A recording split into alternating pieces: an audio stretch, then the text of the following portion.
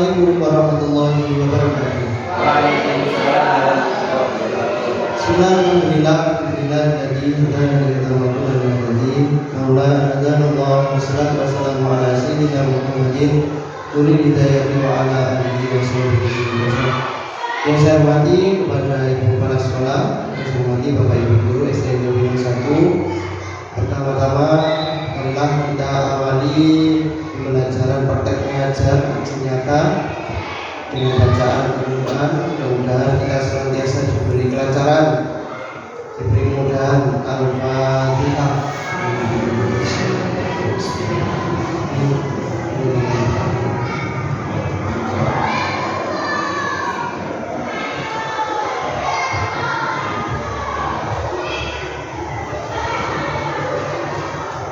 Terima kasih Bapak Ibu. Untuk pemateri pertama akan disampaikan oleh Bu Listiawati dengan tema menyebarkan pemahaman penerapan budaya positif. Padanya dipersilakan.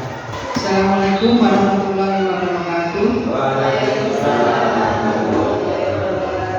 Terima kasih waktu yang diberi kesempatan pada saya. Hari ini saya akan menyebarkan pemahaman penerapan budaya positif yang sebagai tugas calon guru penggerak angkatan 10. Sini saya bukan maksudnya untuk menggurui Bapak Ibu semua, kita di sini akan belajar bersama.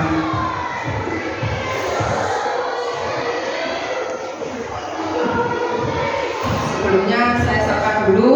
Selamat datang para guru hebat. Mari belajar bersama, berkolaborasi, saling mendukung demi mewujudkan disiplin positif di sekolah kita tercinta SDN Jawa Winong 1.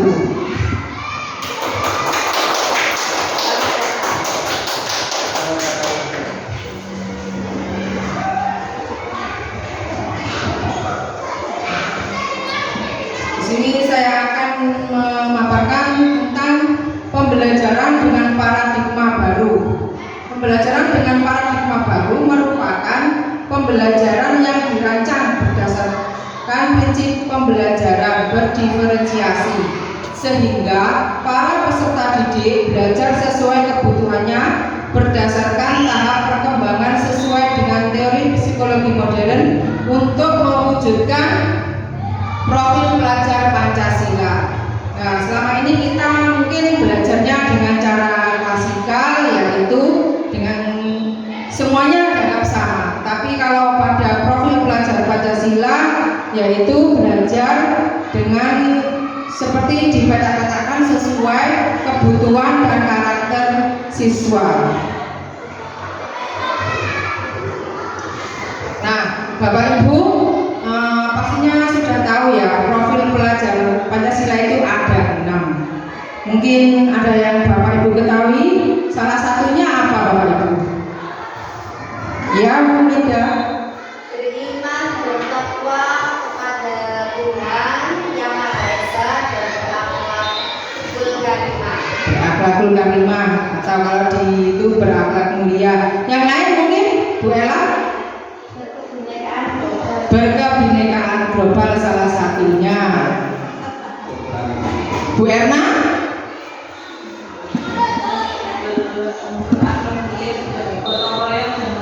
Gotong royong dan mandiri.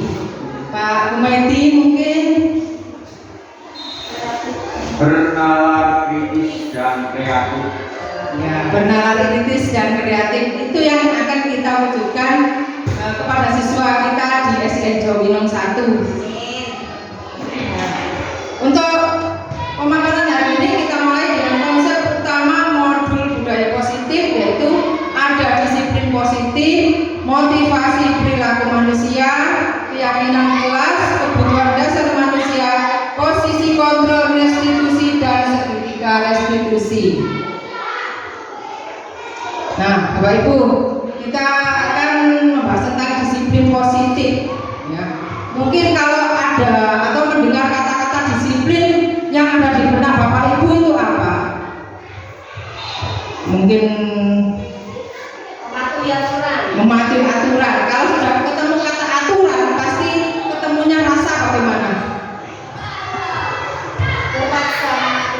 terpaksa, mungkin juga takut ya Bapak Ibu.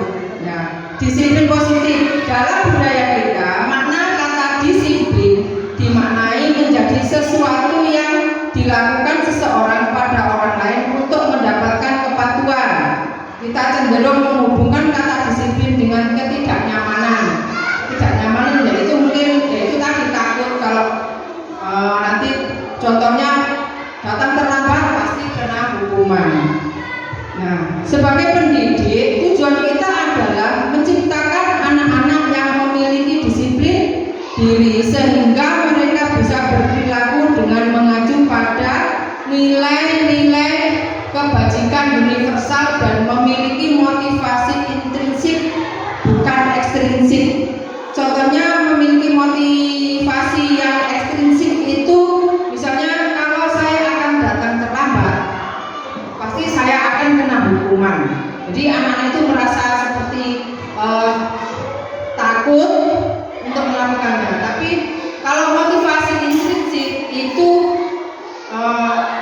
keluar dari dirinya sendiri. Jadi saya seperti misalnya saya akan datang disiplin tepat waktu, itu datang dari dirinya sendiri.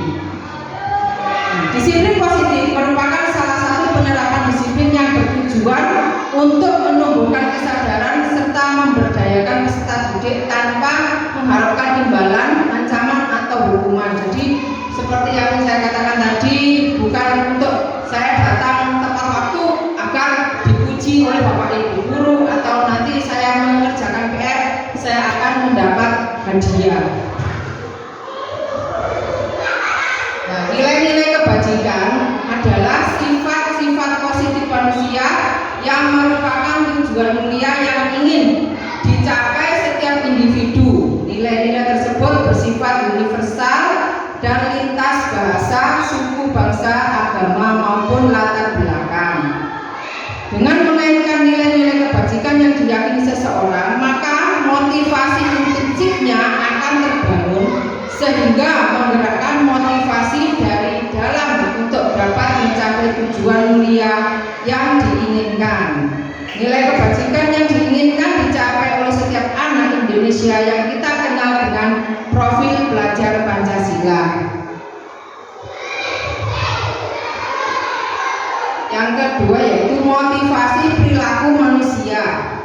Motivasi merupakan dorongan yang dimiliki seorang individu yang dapat merangsang untuk dapat melakukan tindakan-tindakan atau sesuatu yang menjadi dasar atau alasan seseorang untuk berperilaku atau mencapai tujuan tertentu.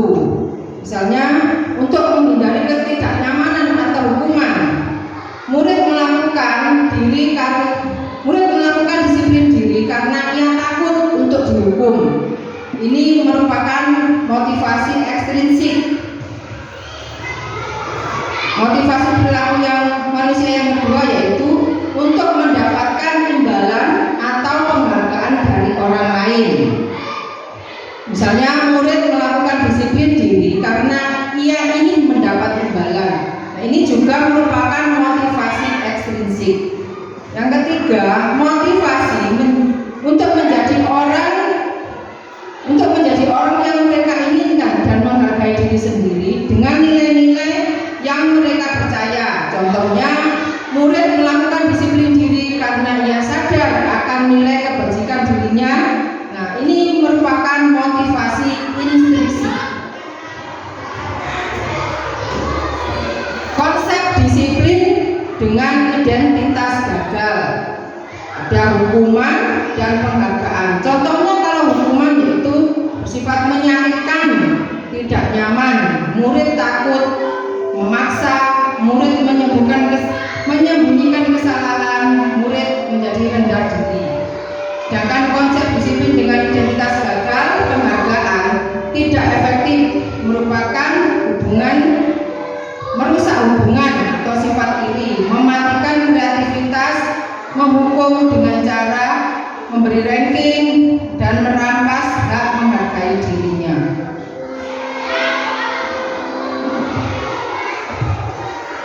Konsep disiplin dengan identitas sukses. Ini ada dua yaitu konsep Konsekuensi itu bersifat penguatan jangka pendek, perlu monitoring berkelanjutan, mempunyai stimulus atau respon, murid menghormati peraturan, kehilangan waktu untuk merenungi kesalahan. Restitusi, murid bertanggung jawab untuk perilakunya, fokus pada pemecahan masalah jangka panjang, murid menghormati dirinya dan orang lain, murid bersemangat memperbaiki kesalahan, mendorong disiplin positif. Untuk materi berikutnya akan disampaikan oleh Bu Nurul Hamidah. Waktu yang tepat saya persilahkan. Assalamualaikum warahmatullahi wabarakatuh.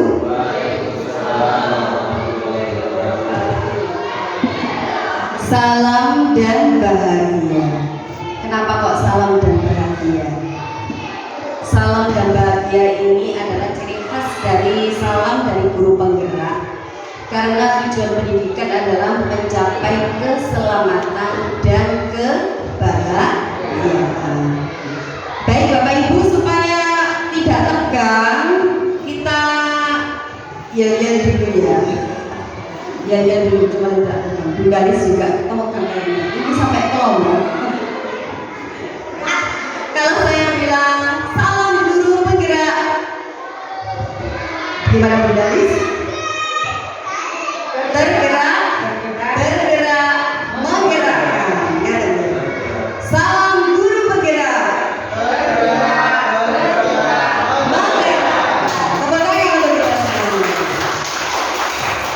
Baik teman-teman, saya melanjutkan materi yang disampaikan Bu Dali. Sebelumnya saya perkenalkan diri dulu. Seolah-olah kita belum kenal.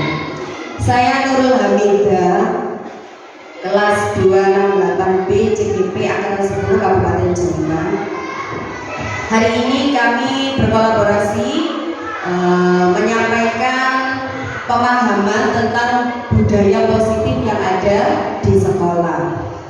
Tujuan dari materi budaya positif ini adalah menumbuhkan rasa disiplin seluruh warga sekolah, tidak hanya anak-anak saja, tapi semua warga sekolah termasuk Bapak Ibu, guru, staf, serta semuanya saja, ya, supaya sekolah kita ini bisa berjalan dengan lancar.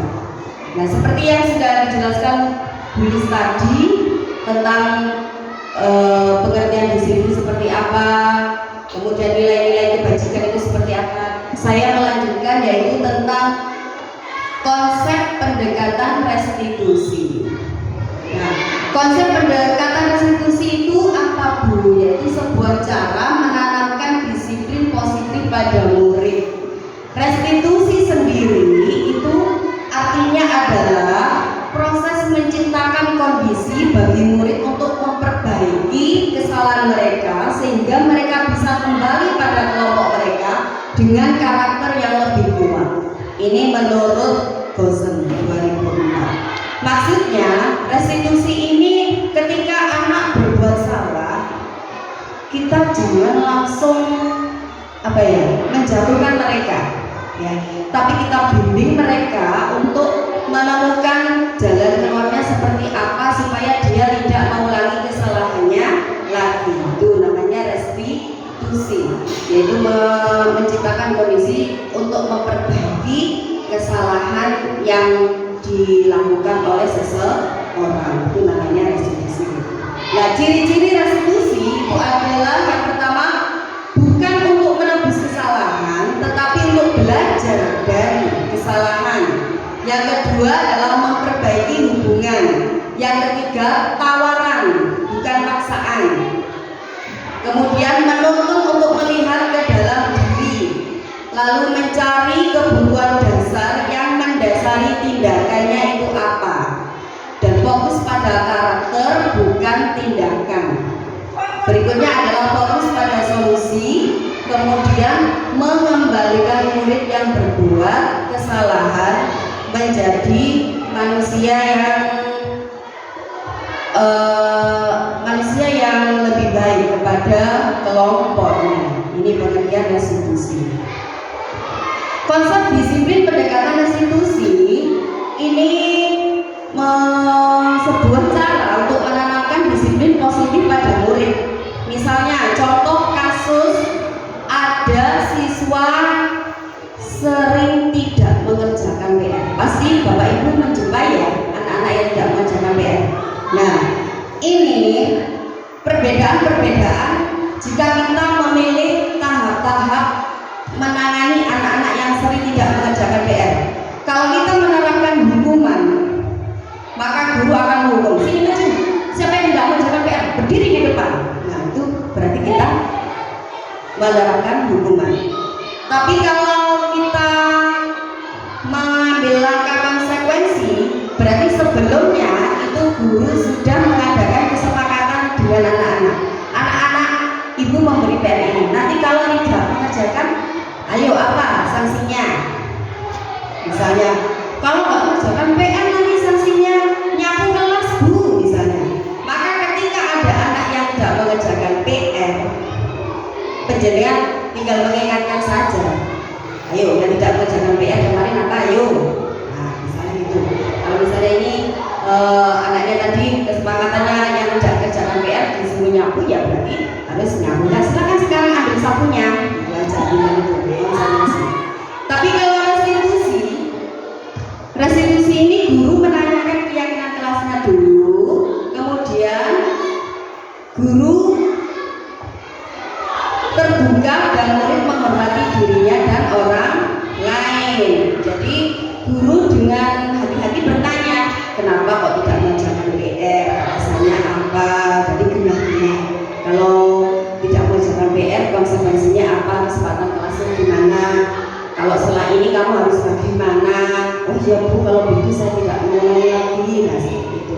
Jadi untuk menyelesaikan masalah ini menurut penjenengan lebih halus yang mana kalau kita mau membangun karakter anak-anak? Pakai yang hukuman, konsekuensi atau restitusi? Restitusi ya. Sependapat dengan saya.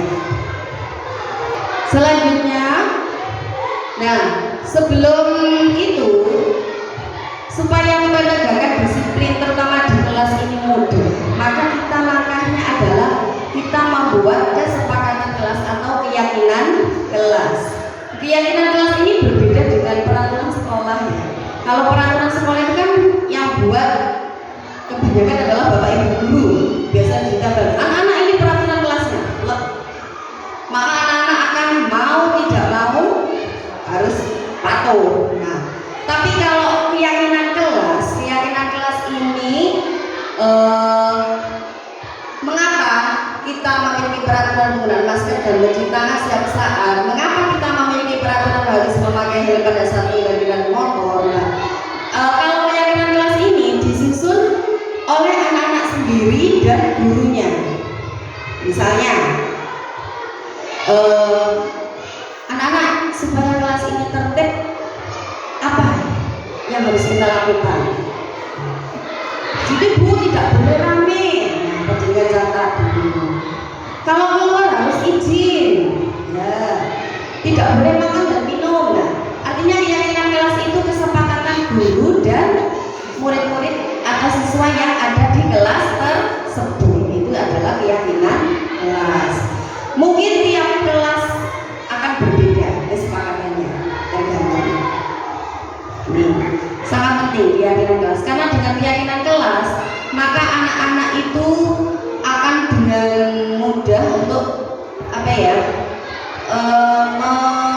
mematuhi karena mereka sendiri yang membuat. Oke, setuju ya? Nah, guru bersama siswa tadi membuat keyakinan kelas karena keyakinan kelas itu lebih abstrak dari peraturan, kemudian berupa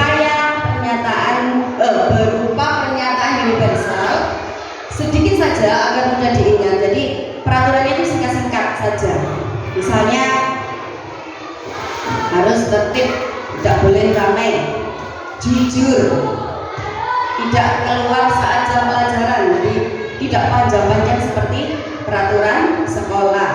Itu datang tepat waktu, dibuat dalam bentuk kalimat positif. Jadi keyakinan kelas itu jangan berupa kalimat yang negatif, dilarang apa, jangan apa, tapi misalnya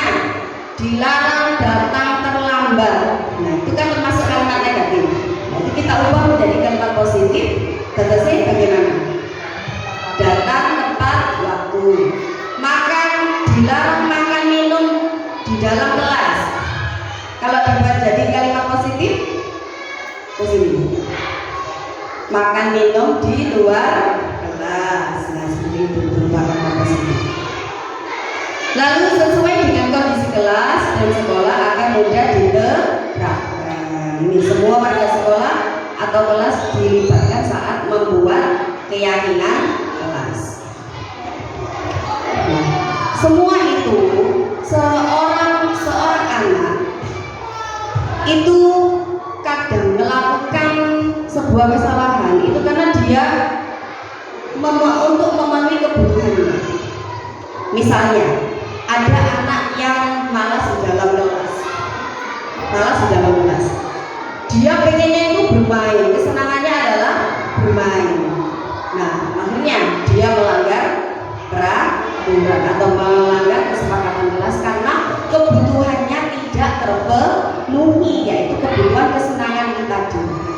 Nah, menurut penelitian, secara garis besar kebutuhan dasar manusia itu bisa digolongkan menjadi 5, yaitu bertahan hidup, kemudian kasih sayang dan rasa diterima, penguasaan, kebebasan, dan kesenangan. Semua ini adalah kebutuhan dasar manusia.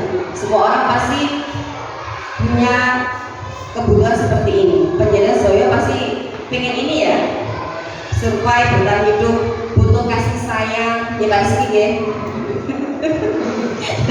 Dan rasa diterima, kemudian penguasaan, pengen menguasai sesuatu pasti ya, pengen makan ini, pengen ini, dan kebebasan dan kesenangan. Apalagi anak-anak pasti sangat membutuhkan ini semuanya. Selanjutnya, dalam sebuah penegakan disiplin, kita ini memegang 5 posisi kontrol, restitusi. 5 posisi kontrol. Biasanya kalau kita jadi guru ya, untuk menghadapi anak-anak yang bersalah, mana yang sering Anda lakukan? Yang mana dulu, Pak?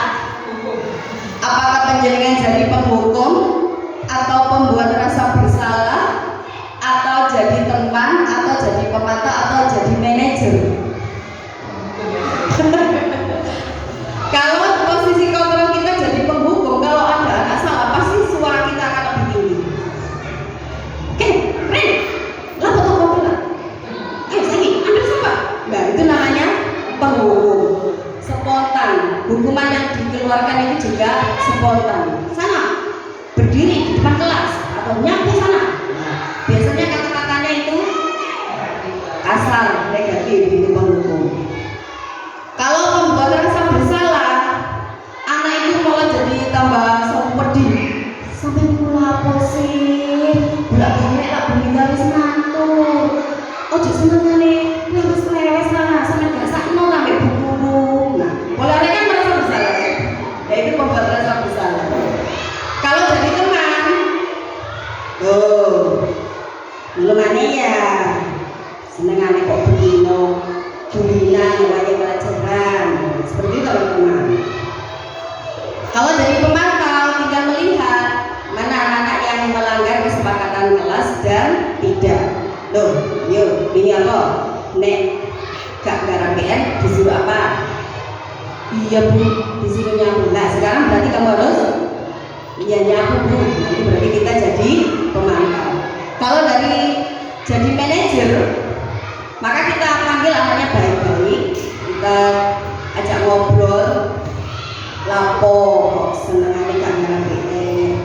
Pasti anak kan punya alasan ya. Kecuali kalau anaknya memang asli berunan balik lanjut kayak gak berarti. Nah, misalnya ada anak yang biasanya rajin kok tiba-tiba tidak mengerjakan PR misalnya, kita panggil baik-baik. Kenapa hari ini kok gak bisa? Iya Bu, kemarin ibu saya sakit, jadi nggak ada yang mendampingi. Nah, itu kita ajak ngobrol ya. Itu namanya sebagai manajer, sehingga anak bisa menemukan kesalahannya dan berusaha tidak mengulangi kesalahan. Oke, Bapak Ibu, berarti kalau dulu kita menjadi kebanyakan jadi penghukum ya, termasuk saya. Mulai sekarang kita berubah menjadi yang mana, Bapak Ibu? Nah, manajer ini ya. Semoga wakil tapi kadang-kadang ya, terus kadang orang-orang atau apa lagi. Ini biasanya kata-kata yang diucapkan oleh penghukum, membuat rasa bersalah teman, pemantau dan manajer ini seperti ini biasanya. Seperti yang sudah saya jelaskan tadi. Ya. Selanjutnya, nah, untuk menyelesaikan sebuah masalah, kita memakai tahap-tahap dari restitusi yang terkenal dengan sebutan segitiga restitusi. Yang pertama itu adalah kita menstabilkan identitas. Yang kedua, validasi tindakan yang salah. Yang ketiga, menanyakan keyakinan. Contohnya ya. Misalnya ada anak, itu masalahnya apa? Pak Medi, misalnya Pak Medi, masalah yang biasanya dihadapi anak-anak apa Pak? Misalnya Misalnya ada anak yang suka membuli, ya. Jangan jadi penghukum ya. Sama saya bully. Bully dan nonton. Saat ini kalau berusaha bully. Kalau ingat. Iya, kalau ingat kalau sadar ya. Misalnya ada anak yang suka membuli, berarti anaknya kita panggil. Jangan langsung kita usaha jangan langsung memarahi anak apalagi di depan teman-temannya. Jadi anak yang suka membuli kita panggil. Kita stabilkan identitasnya dengan cara begini. Kemarin ibu dapat kabar, dapat info sampai senengannya bully apa ya?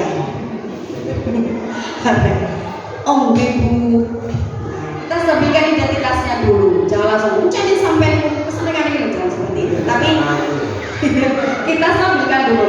Memang tidak apa-apa. Setiap manusia pasti setiap manusia pasti punya kesalahan atau melakukan kesalahan. Tapi bagusnya kamu sudah mengakui kesalahanmu, yaitu membuli Bapak. Itu berarti kita menstabilkan identitas.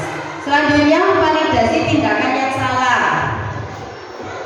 Apa benar sampai bully temenan? Apa benar kamu membuli dia? Enggak Bu. Panjenengan tahu alasannya apa? Kita validasi. Sama apa kok bully Bapak? Kenapa kok suka membuli? Pasti dia punya alasan. Lah kalau seneng ya, anak ini dibully nangis, jadi ini kalau seneng. Maka dia kebutuhannya adalah terpenuhi kebutuhan kesenangannya. Kalau tidak boleh seperti itu. Sekarang dengan validasi lagi, kamu tahu nggak kalau orang dibully itu perasaannya seperti apa? Sakit buras hatinya. Nah, seandainya kamu dibully, kan juga sakit hatinya. Iya Bu. Nah kalau begitu, apa sekarang yang harus kamu lakukan? Saya akan minta maaf dulu sama Bapak dan tidak akan mengulangi lagi. Nah, berarti solusi dari masalah yang dihadapi adalah dari muridnya sendiri. Nah, seperti itu. Maka itu langkah-langkah dari tahapan segitiga restitusi. Termasuk juga menanyakan keyakinannya. Di keyakinan kelas kita apa? Keyakinan kelas kita tidak boleh saling membuli, harus menghormati. Nah, kalau begitu, kamu melanggar keyakinan kelas enggak? Iya Bu, melanggar. Itu tidak boleh dilanggar lagi. Seperti itu. Tahapan segitiga restitusi. Jadi mulai sekarang monggo saran-saran kita memperbaiki cara kita dalam menanamkan budaya positif maupun disiplin positif di sekolah kita dengan tetap memperhatikan hak-hak anak, ya, tetap memperhatikan hak-hak anak, jangan sampai anak itu langsung down, terutama sebagai kontrol penghukum itu. Monggo sedikit-sedikit kita imamkan. Kalau bisa ya jangan sampai jadi penghukum terus ya. Selanjutnya thank you dan terima kasih. Terima kasih Bapak Ibu atas waktunya. Mohon maaf apabila ada penyampaian kami yang kurang berkenan. Bila taufik wal hidayah. Assalamualaikum warahmatullahi wabarakatuh.